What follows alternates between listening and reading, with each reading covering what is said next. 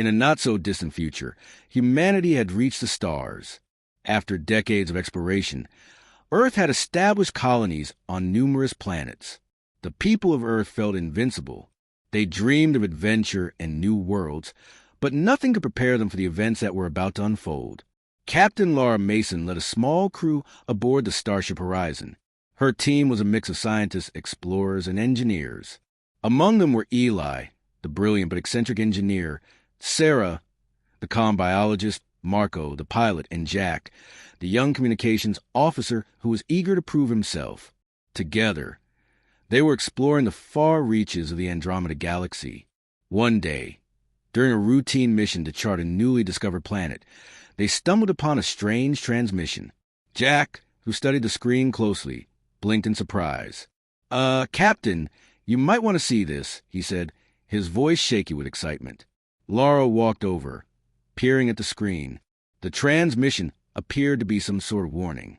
In a garbled language, it communicated threats and pleas for help. The message ended with a chilling phrase, "Dangerous species inbound." "What do you think it means?" Eli scratched his head, deep in thought. Laura considered their options. "We should check it out. It might be another species in trouble, or it could be a trap. Whatever it is, we need to assess the situation." With a majority vote, they decided to investigate. Marco set a course for the nearby planet, nicknamed Zeta Prime. As they approached, they noticed odd structures dotting the surface, and the atmosphere buzzed with a heavy electric charge. Arriving on the planet, the crew prepared for landing. The ship shook slightly as they touched down on the rocky terrain, surrounded by towering cliffs.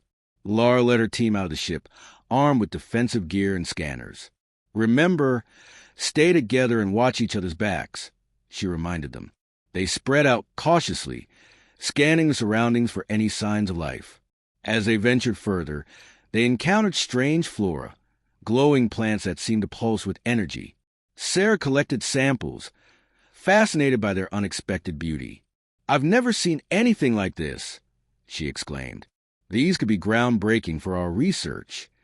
But before anyone could respond, the ground trembled. The crew quickly turned around to see massive creatures emerging from the shadows. They were tall and slender, covered in shimmering scales. Their eyes glowed, and they moved with an elegance that was both beautiful and terrifying. "Crew, back to the ship," Laura shouted, her heart racing. As they ran, one of the creatures let out a piercing howl. It echoed through the valley and sent shivers down their spines. Marco reached the ship first, frantically pressing buttons to launch the ship. "Come on, we've got to go," he yelled. But just as the crew reached the ship, something unexpected happened. The creatures spoke, their voices booming but melodic. "You have invaded our territory. You have declared war on the most lethal species alive." The crew froze. The creatures were not mindless beasts. They were intelligent beings. Laura raised her hand, seeking calm. "We didn't mean to intrude. We come in peace. Please listen to us." But the creatures regarded them with suspicion. "Peace? Your kind has a history of destruction. Why should we trust you?" Eli took a step forward, his voice steady. "Because we are explorers, scientists, and we seek knowledge. We didn't come here to harm you. We want to understand." The creatures exchanged glances, their eyes narrowing. One of them, taller than the rest, stepped forward. "My name is Kava. Your presence has disrupted our balance. Your technology can bring great harm." Laura felt a wave of dread wash over her. "We understand. We ask for your guidance. How can we make this right?" Kava considered her words. "You will prove your intentions. Help us with a problem that threatens our world. Only then will we grant you peace." "What kind of problem?" Sarah asked, intrigued. Kava explained about a looming threat, a monstrous creature called the Crix. It was an apex predator that had begun to attack their settlements, destroying homes and breeding grounds. "And how can we help?" Eli questioned. Kava's eyes glinted with hope. "You have technology. We need traps that can catch the Crix without harming it. Your engineering skills could save many lives." After discussion, the crew agreed. They quickly got to work, and the atmosphere shifted from hostility to cooperation. The crew collaborated with the creatures, sharing knowledge and learning their ways. Days passed, and the bond between them grew stronger. Finally, the day came to set the traps. The crew and Kava's team worked together to lay them across the Crix's path. The creatures felt nervous, but trust began to blossom. They shared stories about their worlds, cultures, and dreams. As night fell, the radiance of the glowing plants illuminated their path. Suddenly, a loud roar shattered the night. The Crix had arrived. It was larger than anything they could have imagined, massive jaws and sharp claws, driving fear into the hearts of all who saw it. The crew hid behind rocks, hearts pounding. Kava signaled them to remain silent.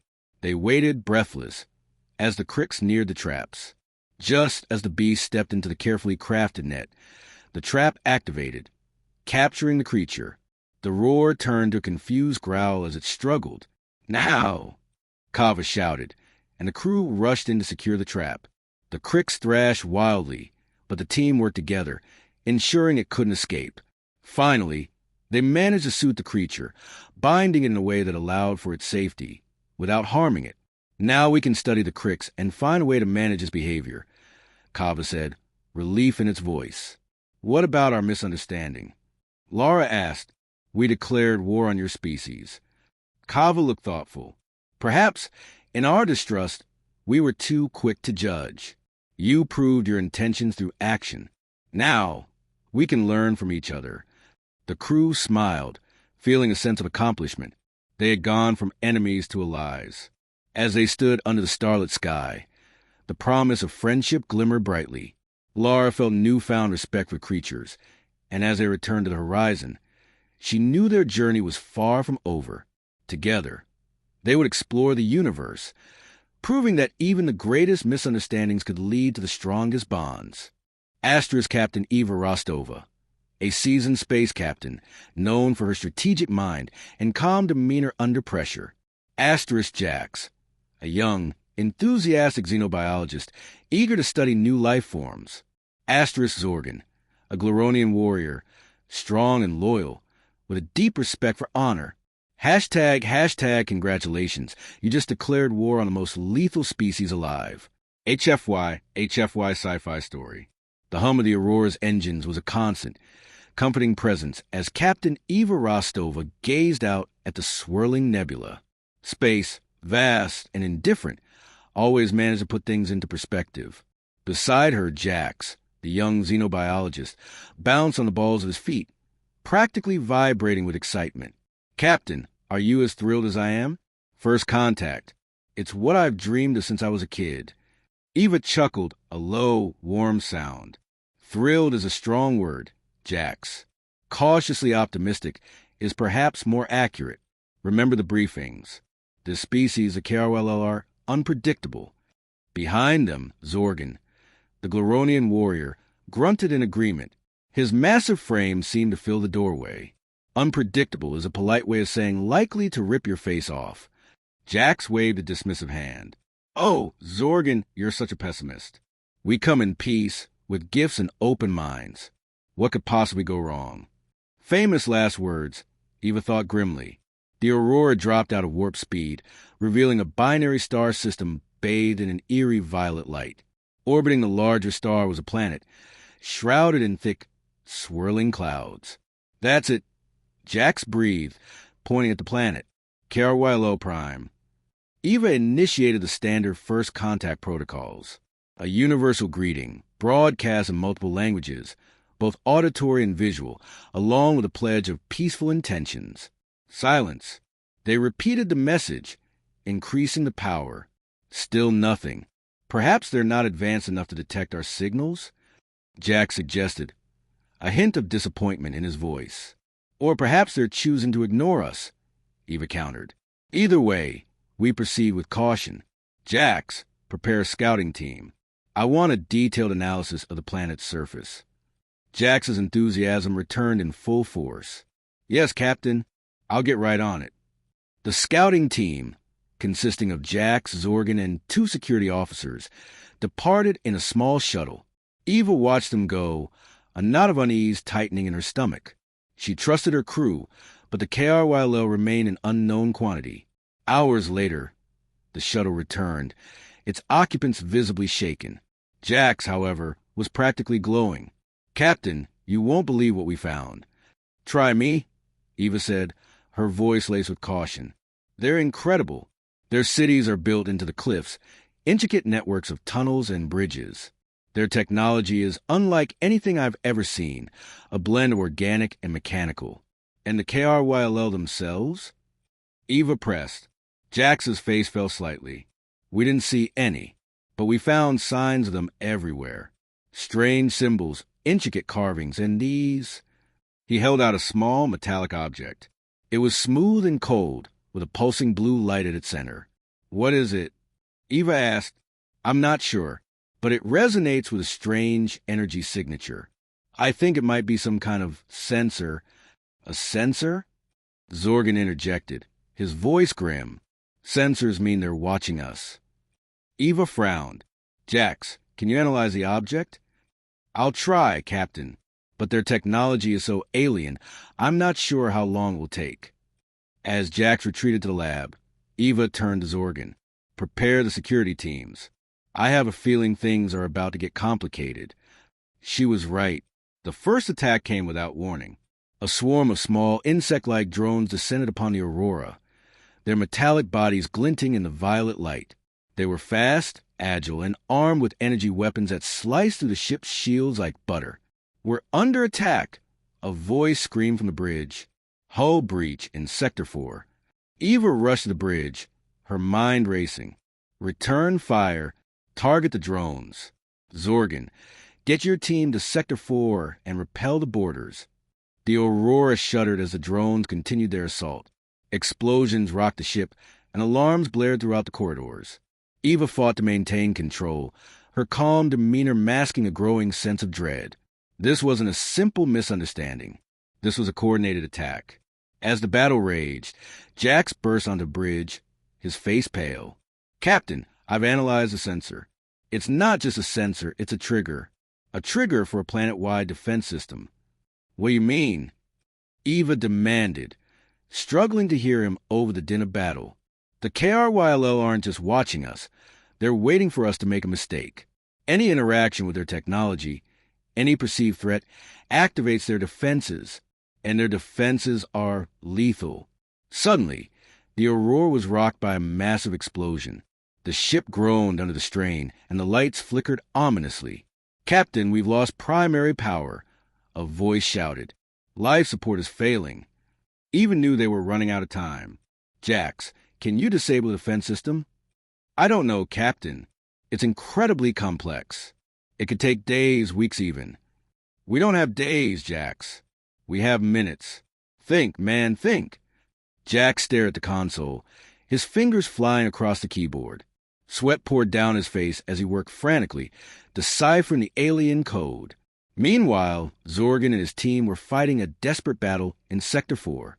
The KRYLL drones had breached the hull and were swarming through the corridors, their energy weapons cutting down anyone who stood in their way. Zorgan roared, his Gloronian battle axe cleaving through the drones with brutal efficiency. But there were too many of them. He knew they couldn't hold out much longer. Back on the bridge, Jax let out a triumphant yell. "I've got it! I think I've found a way to disable the system." "Do it," Eva ordered. Jax pressed a button, and the Aurora went silent. The drone stopped attacking, and the explosion ceased. The only sound was the hum of the ship's emergency generators. Eva held her breath, waiting for something to happen. Then, a voice echoed to the ship's comm system. It was a cold, mechanical voice, speaking in perfect galactic standard. "You have interfered with KRYLL technology. You have violated our space. You have declared war." Eva felt a chill run down her spine. They hadn't understood.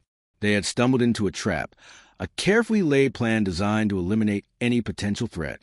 "What now, Captain?" Jax asked, his voice trembling. Eva looked out at the planet, shrouded in its violet clouds. The KRYLL were waiting, their defenses poised, ready to strike. "Now," she said, her voice steely, "we fight." She knew the odds were stacked against them. They were outgunned, outmatched, and facing an enemy they barely understood. But they were not defenseless. They had courage, ingenuity, and a Gloronian warrior with a very big axe. "Prepare for battle," Eva ordered. "We're going to show the KRYLO what happens when you mess with humanity." In the year 3025, humanity had reached incredible heights. Space travel was common, and colonies were spread across numerous planets. The Universal Alliance had been formed, uniting various intelligent species to ensure peace and cooperation among the stars. Yet, beneath the surface of unity, tension bubbled. One species, the Xenarans, had risen to challenge humanity's dominance. They were ruthless, cunning, and had tactics that struck fear into those who faced them. Captain Sarah Lee was a skilled pilot in the Alliance starship fleet.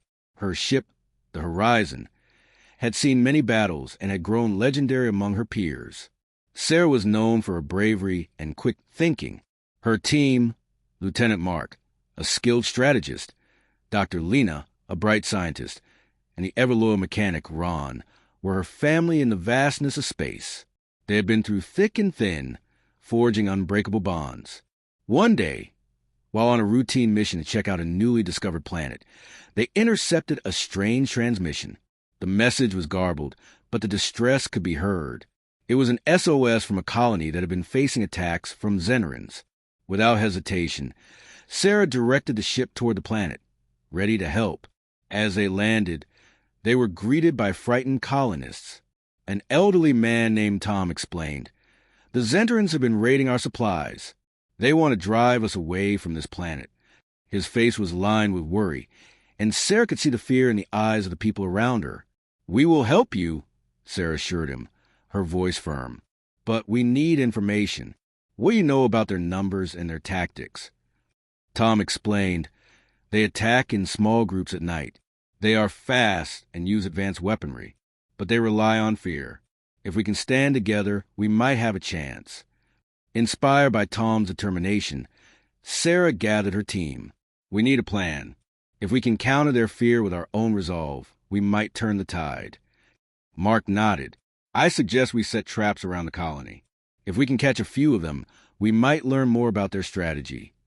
Dr. Lena proposed using the abandoned buildings as a vantage point. "We can observe their movements and understand how many of them are coming." Ron, always practical, added, "And we should fortify the defenses. I can modify our weapons to increase their firepower." Over the next few days, the group worked tirelessly. The colonists joined their efforts, and soon the colony was transformed into a fortress. They dug trenches, set up barriers, and hid weapons in secret locations. As night fell, anticipation filled the air. The night of the first attack arrived. The robots they had set up to watch the perimeter began to move. Suddenly, shouts echoed in the dark as the Xenarans approached. Sarah, watching from a lookout point with Mark and Lena, felt her heart race. "There they are," Mark whispered, pointing at the shadows moving between the trees. They looked like phantoms, swift and stealthy. As the first Xenarans broke into the open, the traps they had set sprang into action. The loud noise startled many, causing chaos among the Xenarans. "Now!" Sarah shouted, and everyone opened fire. The ground shook as the weapons fired, and the Xenarans, caught off guard, began to falter. Sarah's heart filled with hope, but it soon turned to fear as she saw the Xenarans regrouping. "They're not just going to leave," she said, her voice tense. "They'll come back stronger." In the heat of the battle, a loud explosion shook the ground. One of their barricades had fallen, and with it, a group of Xenarans charged through, their eyes filled with rage. Sarah's team grabbed their weapons and fought back fiercely. Just as things seemed the most desperate, Dr. Lena had a sudden idea.